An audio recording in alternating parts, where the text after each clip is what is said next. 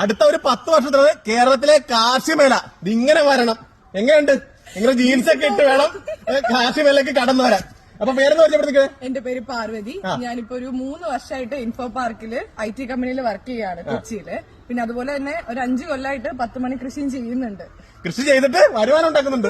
ഇപ്പൊ IT മേഖലക്കാളും കൂടുതൽ വരുമാനം കൃഷി ഉണ്ടാക്കുന്നുണ്ട്. നല്ലൊരു കച്ചവടക്കാരിയാണ്. അപ്പൊ പോകാം വീട്ടിലേക്ക്. ഞാൻ ഈ ഒരു കൃഷി തന്നെ തെരഞ്ഞെടുക്കാനുള്ള കാരണം എന്ന് വെച്ച് കഴിഞ്ഞാൽ നമുക്ക് 10 മണി ചെടിയിൽ ഒരുപാട് പരിചരണം ഒന്നും അങ്ങനെ വേണ്ട.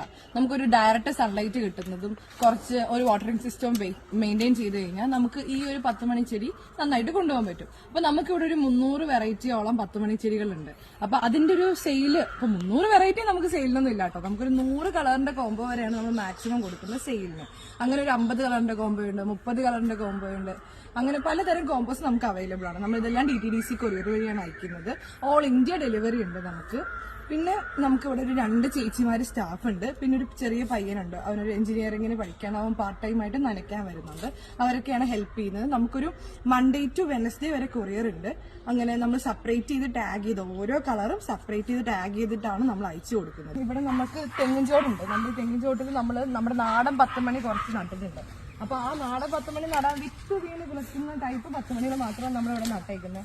അത് മെയിനായിട്ട് നമ്മുടെ തെങ്ങിന് കുറച്ച് നല്ല വളമാണ്. കാരണം അതിന്റെ ഓരോ ഇത് വെച്ച് നട്ടുമ്പോൾ ഈ ചുറ്റത്തിന് നമുക്ക് ആകെ ഒരു പ്രശ്നം വരുന്നത് തെങ്ങ് കയറുന്ന സമയത്ത് കുറച്ച് ഡാമേജ് ഒക്കെ ഉണ്ടാവും. പക്ഷെ എങ്കിലും നമ്മൾ തെങ്ങ് കയറുന്ന ചേട്ടൻ അവിടെ അത് നോക്കിയൊക്കെയാണ് ചെയ്യുന്നത്. നമ്മൾ സ്ഥിരമായിട്ട് കയറുന്ന ആളായതുകൊണ്ട് അവർക്ക് അറിയാം. അങ്ങനെ അപ്പൊ ഞാനിവിടെ വെച്ചിട്ടും കുറച്ച് നാടൻ വെറൈറ്റീസും കൂടി നട്ട് വെച്ചിട്ടുണ്ട്.